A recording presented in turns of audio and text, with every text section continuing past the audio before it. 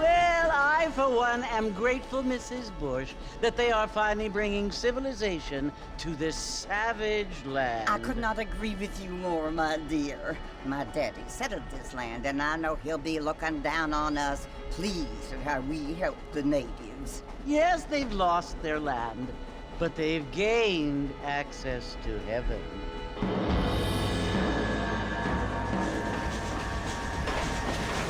But Father, do you mean unless an innocent receives communion, they're destined to go to hell? That hardly seems fair. What I mean to say, Jenny, is that there is a great deal of difference between an innocent and a savage. I never thought of it that way. Yes, they lived like animals, but they're happier now.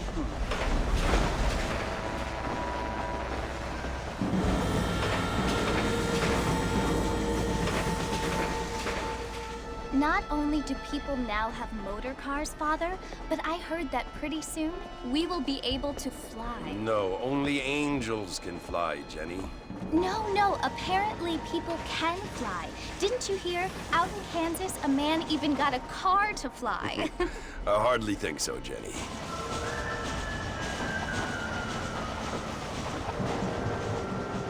Apparently, Mr. Johns wants to run for governor, which is why he's so concerned with cleaning up the state. Nate Johns. Yes. His family is nothing but hillbilly trash that came here after the war. I don't want to be judgmental, but this state should not be ruled by such a disgusting family. A family without class. Apparently. The Johns family have made a lot of money, and he has a lot of friends in politics. Mrs. Bush, money isn't everything. There are many things that money cannot buy. It seems that money can buy voters, though.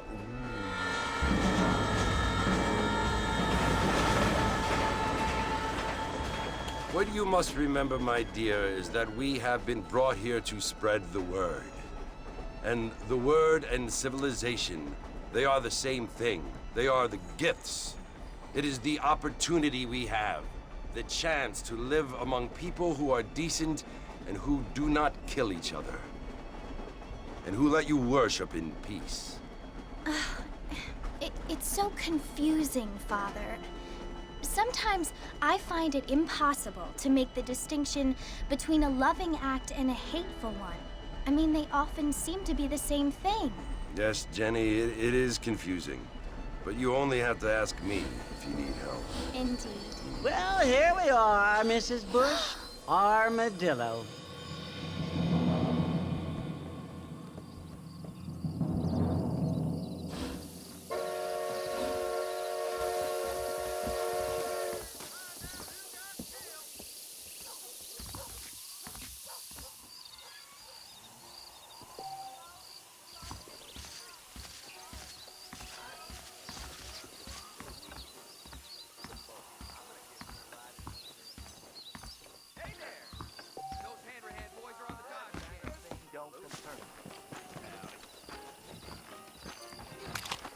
Don't make me pull this trigger, mister.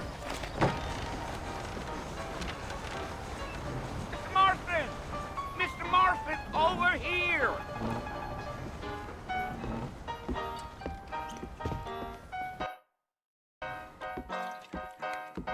You must be John Marston.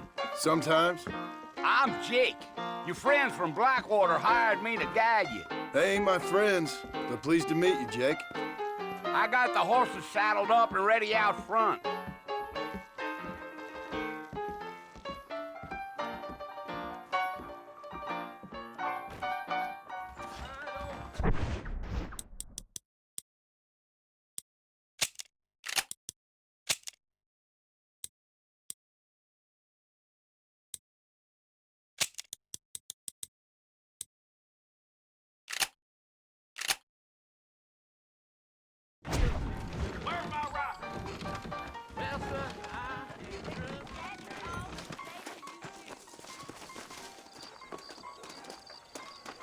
All righty, Mr. Marston, let's get.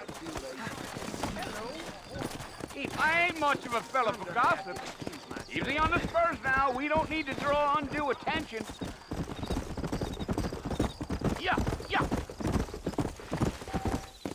Easy.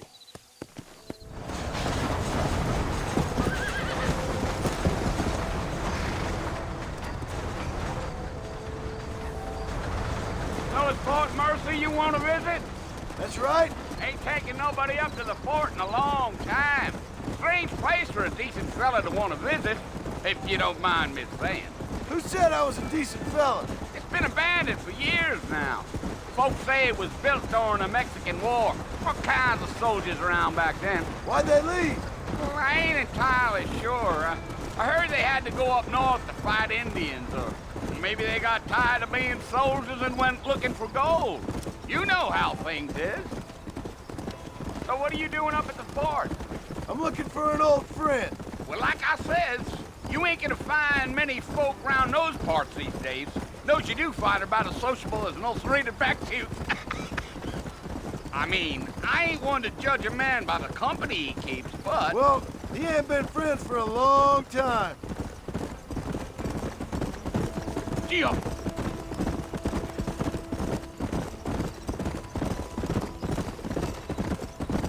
Are you planning on spending any time in Armadillo, Mr. Marston? I doubt it. I ain't planning on staying very long. Well, if you're fixing for some female company, you can do a lot worse than Armadillo.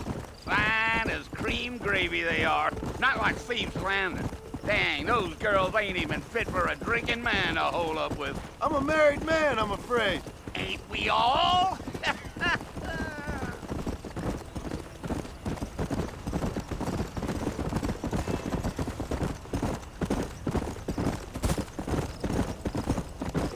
Yeah, so it was the marshal who hired me. Lee Johnson, do you know him? I think I heard his name. Says he got a telegram from some Blackwater big bugs asking for a guide. I guess it's none of my business. That's right.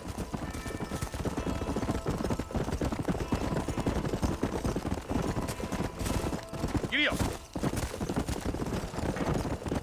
You ain't very talkative, are you?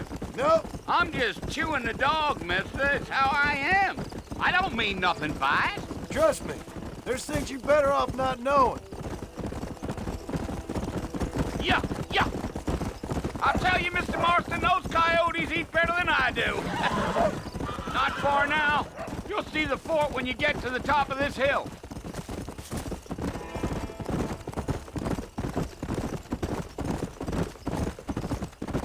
Whoa! Listen, mister. This here's what's left of Fort Mercer. Some gang rode in and took the place over. So I understand. This is where we part ways, friend. You have yourself a good time.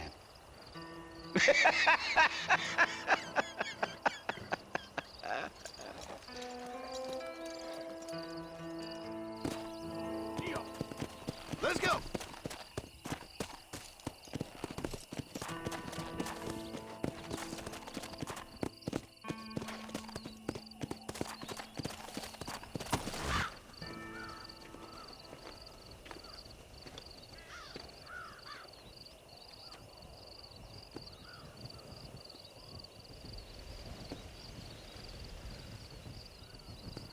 Bill! Bill, I've come for you! Bill Williamson! Come out here right now! Go away now, John. Don't make me kill you. Nobody needs to kill anyone, Bill. You must think I was born yesterday.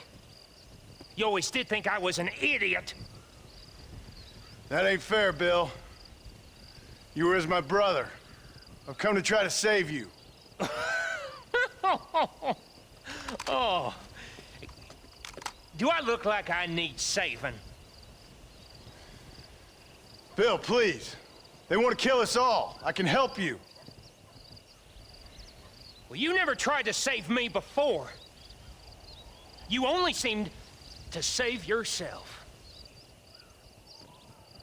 Bill, I implore you think about this. You implore me? You implore me. You always were one for fancy words. Oh. Well, things are different now, John. Now I'm in charge! No more Dutch! And no more you. Implores. I implores you to go back and tell them to send someone just a little bit more impressive next time. Well? Oh. Poor John.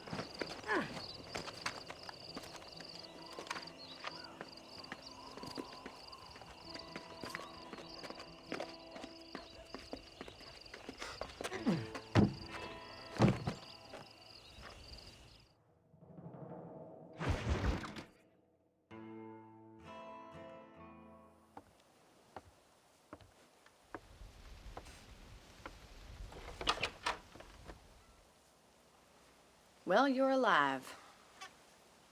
So it would seem. So, how do you feel? I don't know the polite word for it. I do. Stupid is the word we use around here. What were you doing? I was doing something stupid. Well, you'll be okay. Once you didn't die, the doctor said you'd be fine. He got the bullets out a couple days ago. Good. It cost us $15. I'm sorry, madam. Should have left me there to die. Did you want to die? I mean, was that it? Was that why you went straight out to Fort Mercer and picked a fight with the worst bandit in the county? To die, Mr. Mr. Marston. John Marston. Bonnie McFarland. Miss Bonnie McFarland. Well, you may be right, Miss McFarland. I don't know. So what were you doing? I was trying to give Mr. Williamson a chance. For old time's sake. You know Bill Williamson? Knew him. Long time ago. Well, what was he like? Dumb. Just like you. Thank you, miss. You see my hat? I have. And, what will you do now? Now I'm gonna take my time and go after him the less kind way. Well, that sounds very fun, Mr. Marston. Quite heroic, just like in those penny dreadfuls my brother used to read. Meanwhile, if you'll excuse me, I've got a ranch to run. Of course, if you're feeling better, why not take a ride with me later? Help me patrol the perimeter. You can earn back some of that money we wasted on doctor's bills. Of course. And thank you for saving my life, I mean. Next time, Mr. Marston, I strongly recommend you don't try to lose it quite so earnestly. I'll bear that in mind.